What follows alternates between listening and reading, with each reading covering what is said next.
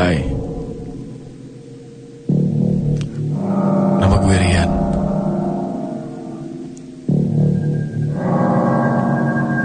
Gue merupakan seorang petugas kamar jenazah di salah satu rumah sakit yang ada di Bekasi.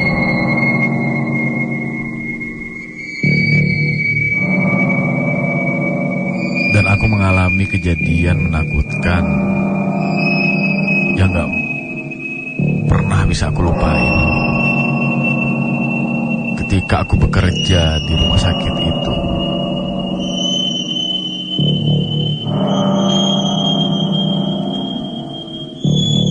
Aku sudah bekerja di rumah sakit itu selama 2 tahun.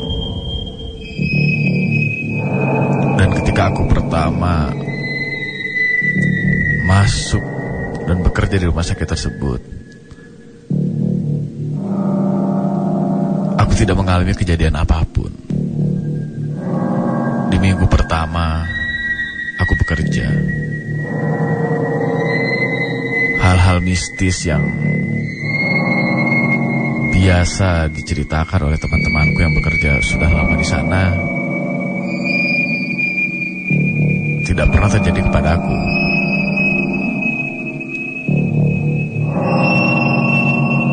Tapi ketika masuk minggu kedua,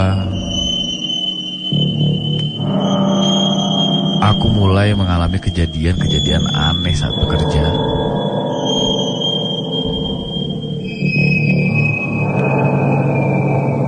Tapi aku mengakui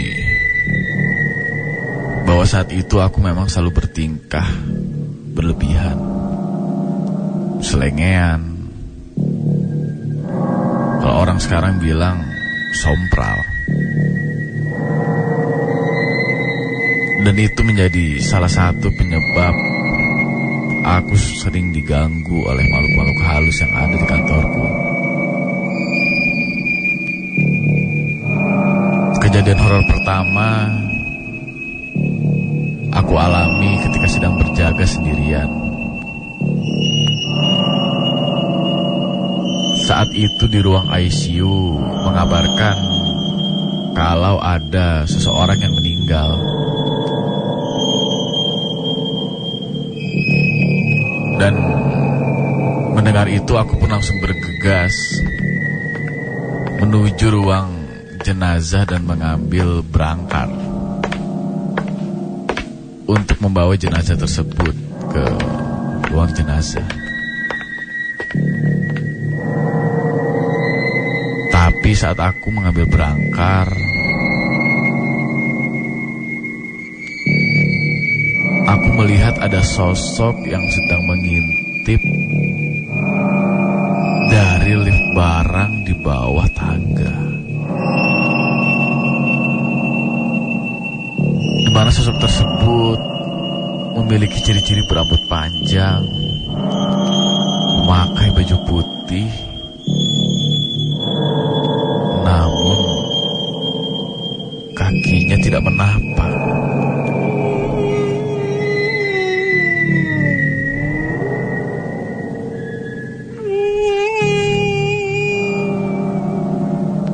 Aku pun hanya terdiam melihat makhluk itu. Dan makhluk itu pun hanya diam.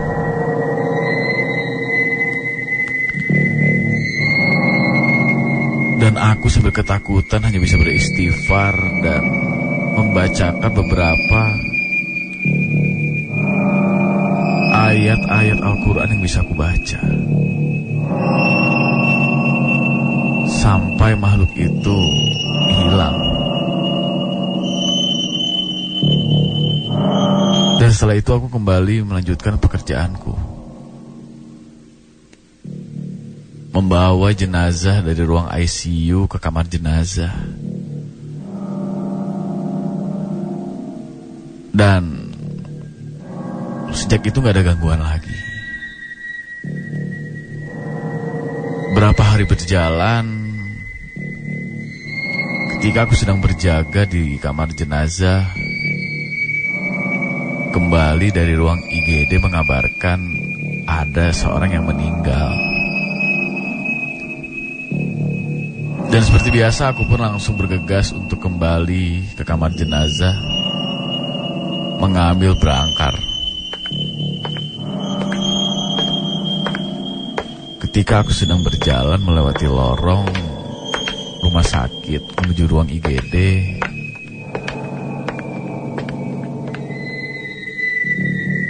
aku mendengar suara tangisan di dekat musola. Seperti tangisan wanita yang kesakitan. Dan itu membuat aku terheran-heran. Kenapa suara tangisan itu bisa ada di dekat musola?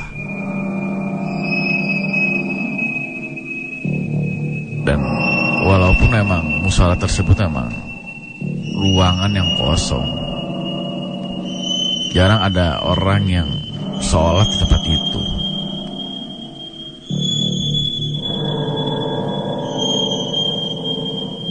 Dan aku berpendapat, ya mungkin karena kelamaan, jadi tempat itu ditinggali oleh makhluk halus. Dan aku melanjutkan pekerjaanku untuk mengantar berangkar ke ruang IGD.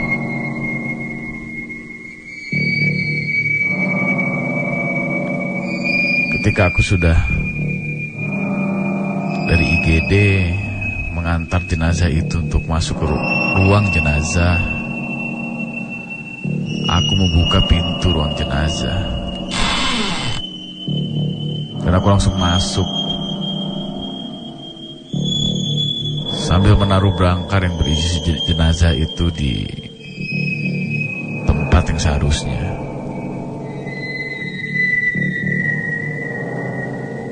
Dan ketika aku mau keluar dari kamar jenazah,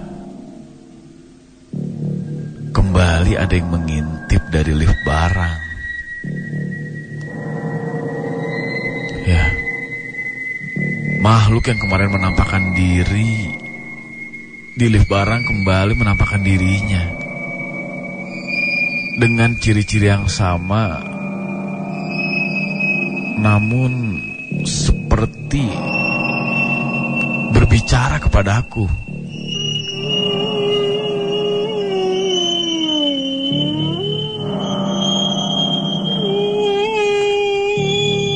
Dan bersuara tidak jelas, membuat aku ketakutan dan hanya bisa terpaku melihat makhluk tersebut menganga sekitar 1 menit. Ketika aku bisa menggerakkan badanku dan aku langsung berlari keluar dari kamar jenazah, menutup pintu sekeras mungkin. Dan aku langsung menemui temanku, Rival, dan menceritakannya. Namun Rival tidak menghiraukanku. Dia asik saja bermain dengan gadgetnya. Lalu aku mencoba menenangkan diriku sendiri sambil berdoa. Dan ketika aku sudah mulai merasa aman, aku kembali melanjutkan pekerjaanku.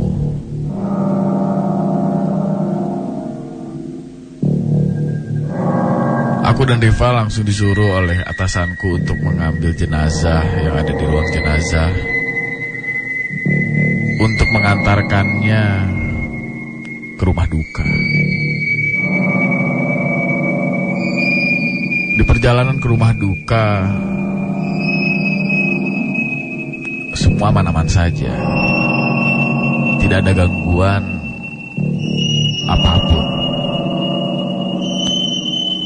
Aku tidak lama di rumah duka tersebut.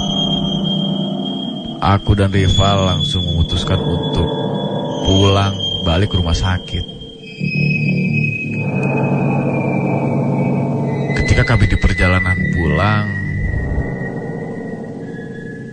di tengah jalan aku mendengar seperti ada suara tangisan wanita.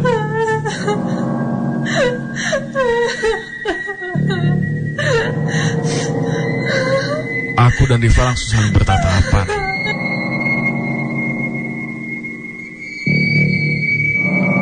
Seakan bertanya, apa kamu mendengarkan suaranya juga? Riva hanya mengangguk dan diam saja.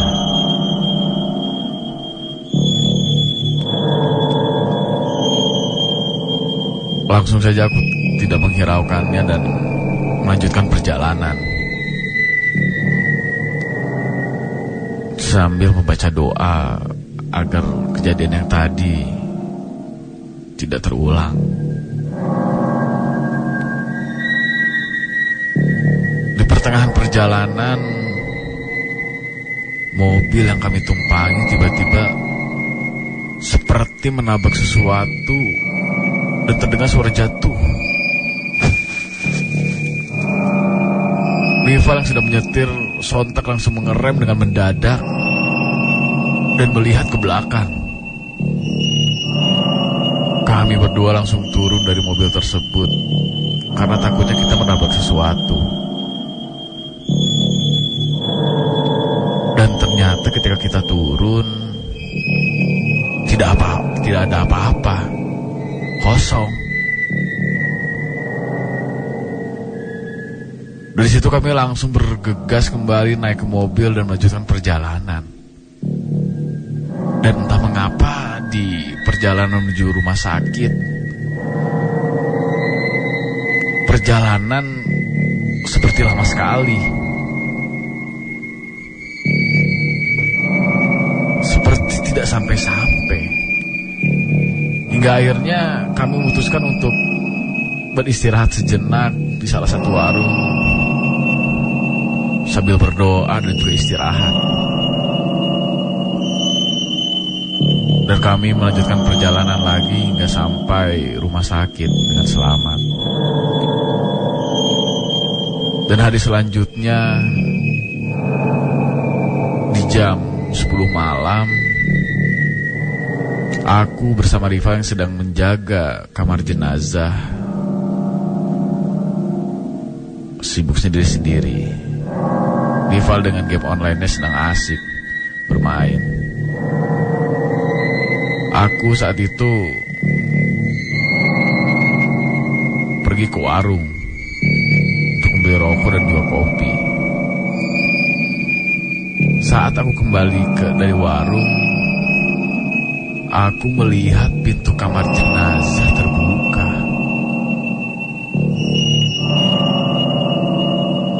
Tapi seingatku, aku sudah menutupnya. Ya mungkin aku lupa menguncinya saja. Dan semestinya pintunya harusnya tertutup. Dan aku langsung bergegas masuk ke ruangan tersebut untuk memeriksa. Takutnya ada seseorang yang tanpa izin masuk ke ruang jenazah. Karena itu merupakan tanggung jawabku juga.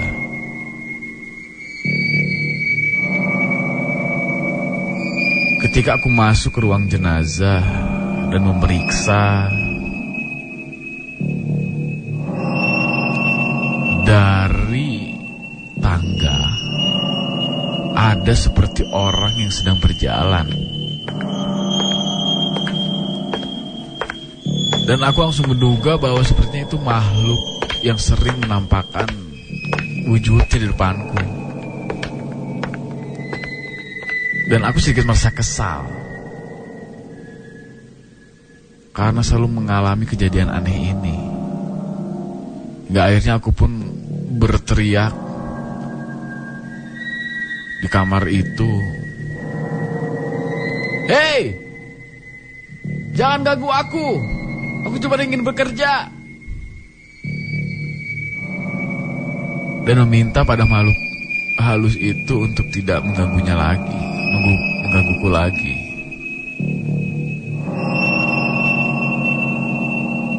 Lalu aku kembali keluar dari kamar jenazah itu sambil menutup pintu. Dan aku pun kembali bekerja seperti biasa di rumah sakit.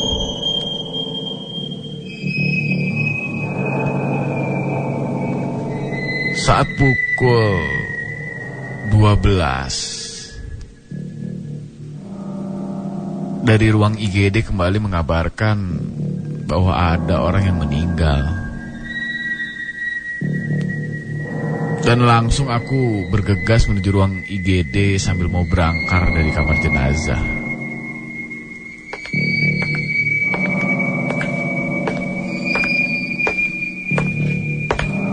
Dan ketika aku mengantarkan jenazah tersebut menuju kamar jenazah,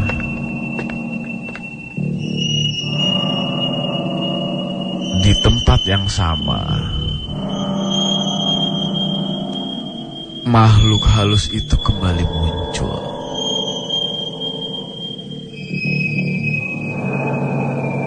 Tapi itu bukan makhluk halus yang biasanya aku lihat. Dan makhluk halus itu membelakangiku dengan baju hitam yang panjang dan kakinya yang tidak menapak di tanah. Sontak aku pun hanya bisa terdiam melihat makhluk itu dan berusaha tidak takut. Tapi ketika makhluk itu membalikkan badannya,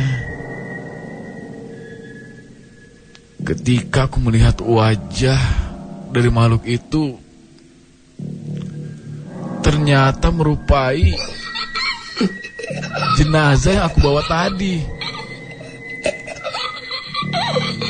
Dan aku kembali hanya bisa terdiam dan tidak bisa bergerak.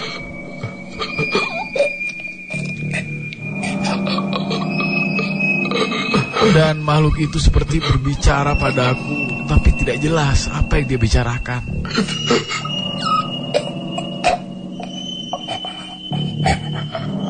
Dan tiba-tiba makhluk itu menghampiriku.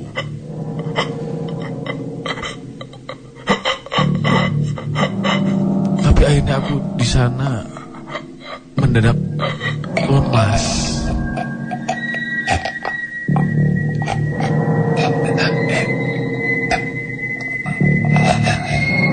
Dan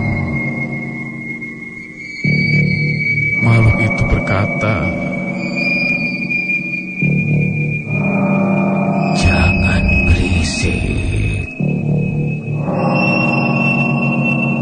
Sontak aku pun langsung berteriak sekeras-kerasnya dan langsung berlari keluar dari ruang jenazah itu dan menutup pintu sekeras-kerasnya.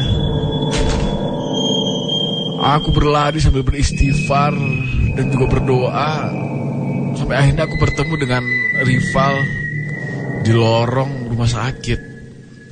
Sambil terengah-engah, aku pun menceritakan apa yang aku lihat kepada rival. Tapi secara rival seperti tidak percaya.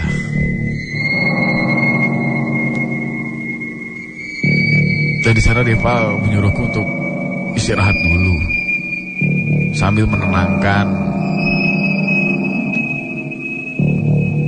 Aku duduk di salah satu ruangan sembari aku beristighfar lagi dan membaca doa lagi. Dan saat itu aku memutuskan untuk sedikit tidur sebentar karena aku sangat lemah dan juga lelah. Lalu sekitar pukul jam 1 malam, aku mulai terbangun.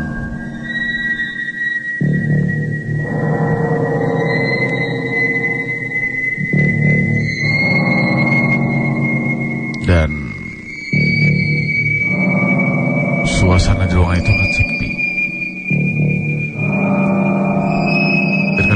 kesempatan itu aku kembali pun tidur sebentar lagi. Dan ketika aku tidur, aku bermimpi bertemu dengan sosok pria memakai baju hitam yang mirip seperti makhluk yang aku lihat tadi di ruang jenazah. Lalu sosok itu mengulurkan tangannya seperti ingin mengajakku ke suatu tempat. Tapi ketika aku akan meraih tangannya, muncul sesosok kakek-kakek berbaju putih yang mencegah tanganku. Dan saat itu aku mulai terbangun. Tapi saat aku terbangun dan membukakan mata, aku seperti kesulitan untuk bangun dan badanku terasa kaku, seperti ada yang menindihiku. Karena posisi tidurku yang menghadap pintu, aku hanya bisa melihat pintu yang terbuka. Dan tiba-tiba makhluk berbaju hitam itu kembali muncul di depan pintu. Dan aku langsung menutup mataku dan kembali beristighfar dan membaca surat yang bisa aku lantunkan. Walaupun memang agak berat.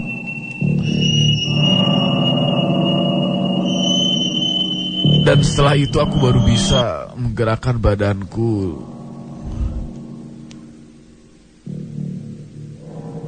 dan melihat sudah tidak ada makhluk tersebut. Aku langsung bergegas untuk mengambil air wudhu dan melaksanakan sholat tahajud. Dan di keesokan harinya, aku pun izin untuk mengambil cuti dan menenangkan diriku yang gak biasa dengan hal gini. Ya, untungnya saat itu atasanku mengerti apa yang aku alami. Dan memang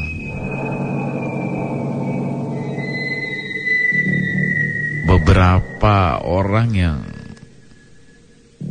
atau karyawan yang bekerja dulu pernah juga merasakan diganggu oleh makhluk itu. Sama, mungkin karena aku yang bertindak tidak sopan dan terbilang sompral. Dan mulai saat itu aku pun mulai terbiasa dengan hal-hal tersebut. Dan sampai saat ini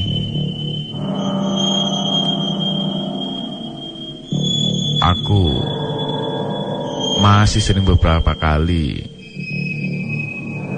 bertemu dengan makhluk itu ketika aku sedang bekerja di rumah sakit.